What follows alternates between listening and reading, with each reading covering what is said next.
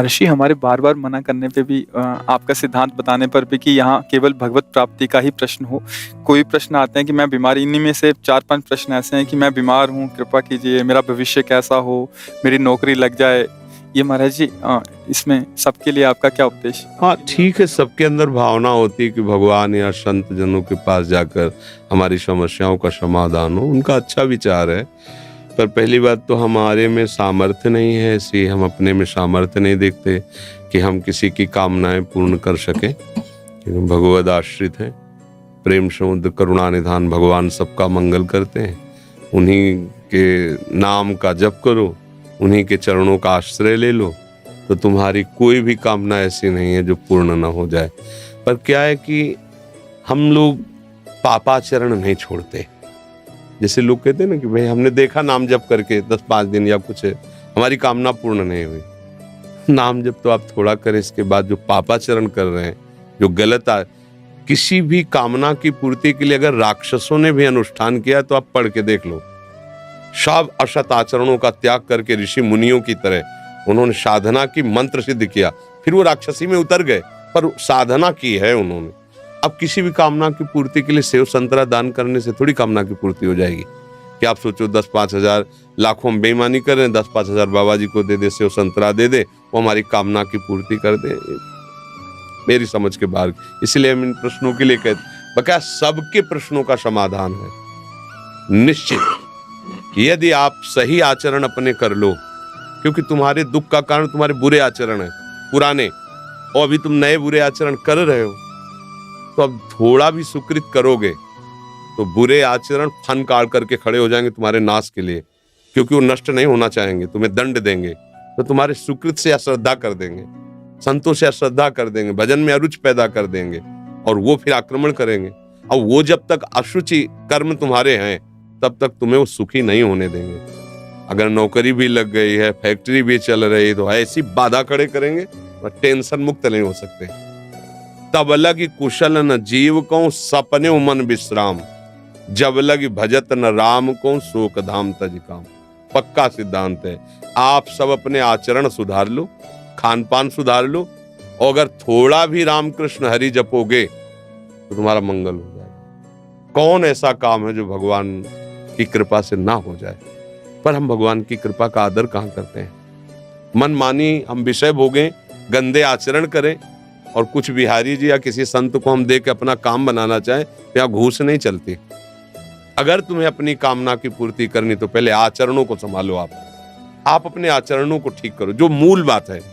ऊपर पेंट पोतने से कुछ नहीं होगा, नीचे नींव मजबूत नहीं, पूरा ढह जाएगा।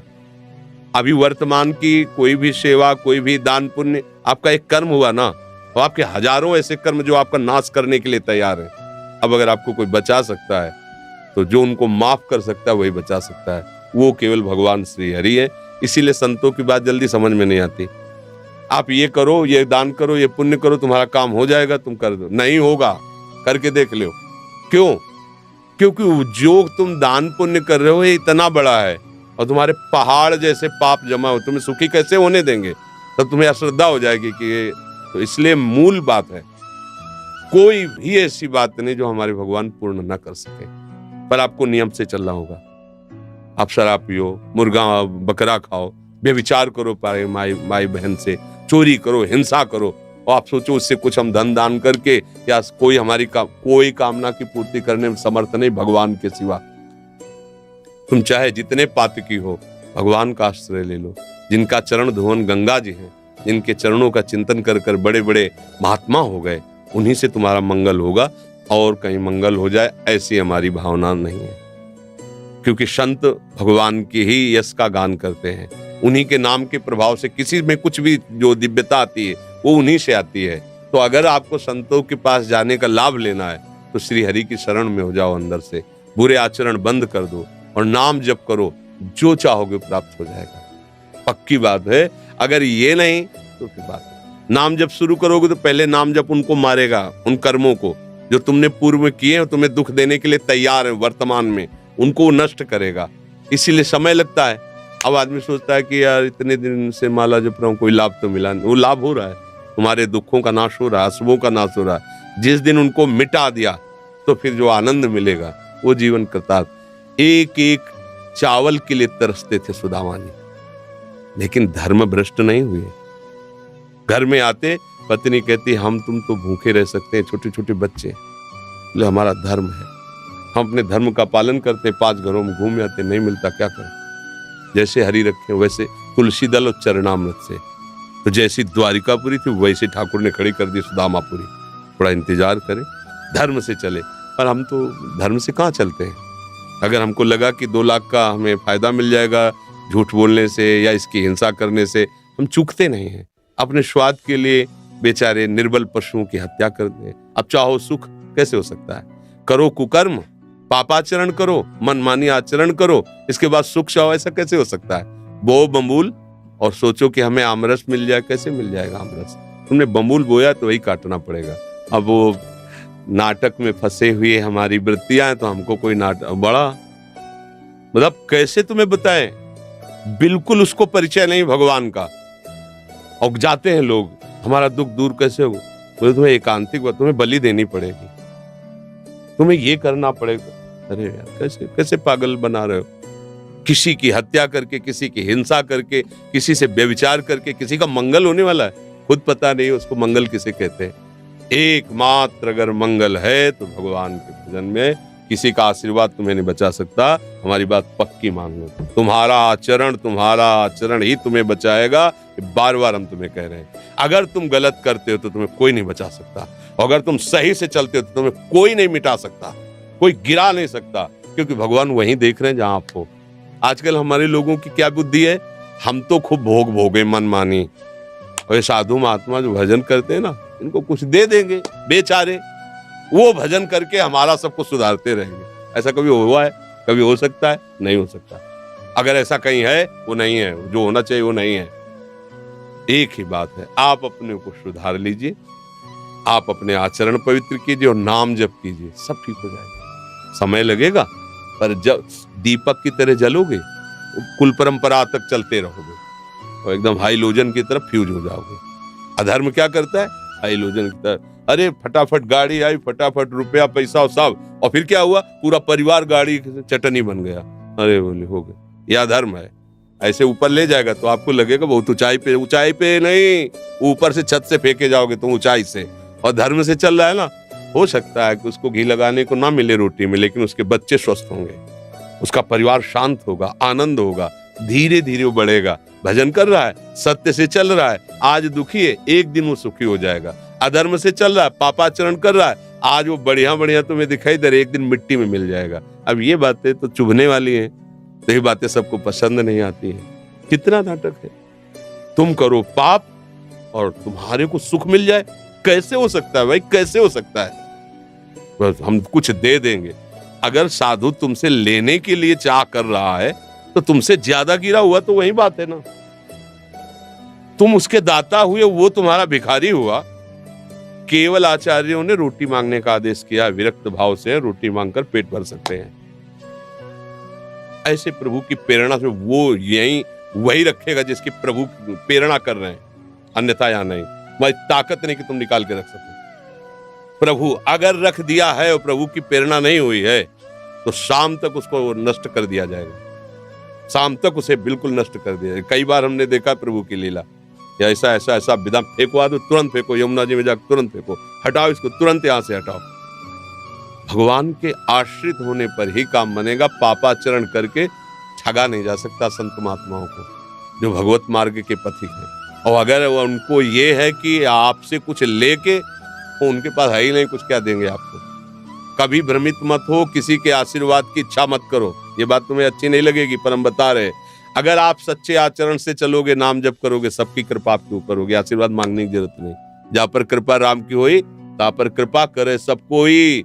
अब तुम करो गंदे आचरण, मनमानी, धर्म विरुद्ध आचरण, और कोई तुम्हें बचा ले, बिल्कुल नहीं। संतों का उपहास किया, पेट में कढ़ाई बांध करके द्वारिकापुरी में, उन्हीं के परिवार भगवान के शाप दिया, तुम्हारे कुल का नाश कर। भगवान ने बिल्कुल नहीं मिटाया, किया उपहास तो भोगो।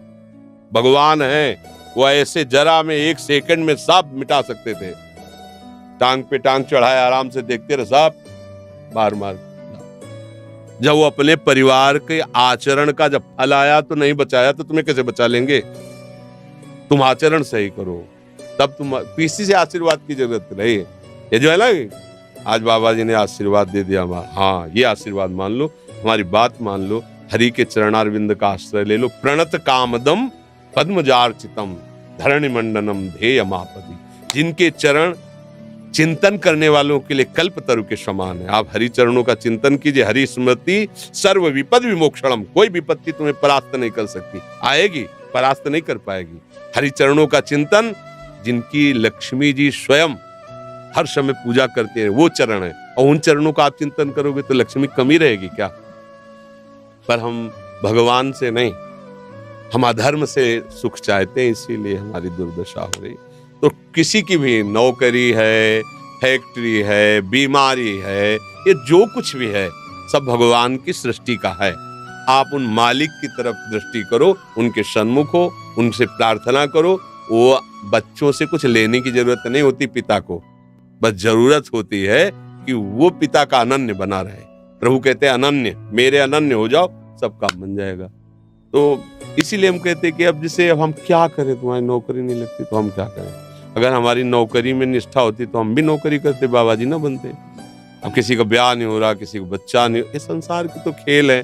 अब इसके लिए हमारे पास तो एक ही उपाय है, हरिशरणम हरिशरणम। वो तुम करोगे नहीं, तुम्हें चाहिए यही जंतुर मंतुर, यही घोड़े की नाल की अंगूठी और न जाने किसके नाखून, क्या क्या सब नौटंकी चाहिए तुम्हें। वो कुछ चले ओला एकमात्र हरि स्मरण। विनिश्चितम बदामि ते नान्यथा वचांस में हरिम भजन्ते नरा भवसागर तरन्ते। हरि भजे सब बढ़िया, हरि न भजे कुछ तुम्हें कोई नहीं बचा पाएगा। संकट तुम्हें, पाप तुम्हें नष्ट कर देंगे। इसलिए भगवान सर्वसमर्थ है। हमारी प्रार्थना मानो, मन लगे ना लगे। दवाई जैसे हमारा स्वाद बिगाड़ देती है, हमें अच्छा नहीं लगता, पर हम दवा खाते हैं रोग निवृत्ति के लिए। ऐसे ही तुम्हारा मन लगे ना लगे, आप बोलो राधा राधा, बोलो हरि हरि, बोलो, आपका मंगल हो जाएगा। ये आपको बचा लेगा, ये नाम आपको मंगल कर देगा। अब नाम न जप करो तो कैसे? फिर और कोई उपाय नहीं। हम तो राधा वल्लभ श्री हरिवंश जपते हैं, राधा राधा राधा वल्लभ श्री हरिवंश। हमारे पास सब आए हो तो हमारी यही प्रार्थना, शराब मत पीना, मांस मत खाना, आज के बाद गंदी बात मत करो, धर्म से रहो, सुखी हो जाओगे। थोड़ा पीछे के कर्म आके दुख देने की बात करेंगे, भगवान की शरण में बचा लेंगे। भगवान अपने जनों को ऐसे बचाते जैसे अपना लड़का है, कोई गलत काम कर दिया और उसको 4 लोग पीटने आ रहे हैं, तो चतुर पिता क्या करता है? दौड़ के हाथ पकड़ता है उसका और इतना हाथ ऊंचे करके ऐसे मारता है और इतना जोर से चिल्लाएगा, हाथ ऊंचे उठाएगा, लगेगा कि मार डालेगा। और पर हाथ का बहुत हल्का प्रहार होगा, आवाज बहुत होगी, तो वो लोग कहें, मतलब जो 4 देख रहे हैं, अरे भाई अब क्यों मारते हो गई गलती। ऐसे ही भगवान अपने भक्तों को दंड देते हैं। भयंकर अपराध है, वो दिखाई दे रहा बड़ा होके आएगा, तो ऐसे हल्के से निपाट देते हैं। रक्षा करो सदा तिनके रखवारी, जिम बालक राखे महतारी। वही हमें बचा सकते हैं, दूसरा भाई कोई नहीं, कोई दूसरा नहीं है, ये पक्का समझ लो। वो ही बचा सकते हैं, एक हरि, कोई नहीं बचा सकता। पूरा परिवार लग करके गजराज को बचाने की कोशिश की, हजारों हाथी हाथिनियां, नहीं बचा पाए। जब उसने देखा मेरा भी बल नहीं, मेरा परिवार सब छोड़ के चला गया, पुकारा हरि, पूरा नाम नहीं हो पाया था कि हरि आ गए, सुदर्शन चक्र से ग्राह को मार कर गजराज को बांध। सब पूरा सभा बैठी हुई है, कोई रक्षा द्रौपदी की नहीं कर पाया। जे ही पुकारा हे कृष्ण द्वारिका, यही भगवान वस्त्र बन गए। हमें चाहिए कि ये इन कथाओं से हमें प्रेरणा मिलती, हम भगवान का भरोसा रखें, वही बचाएंगे। उन्हीं के ही चरणों का आश्रय लेने से हमारी सारी कामनाएं पूर्ण होंगी, दूसरा कोई उपाय नहीं।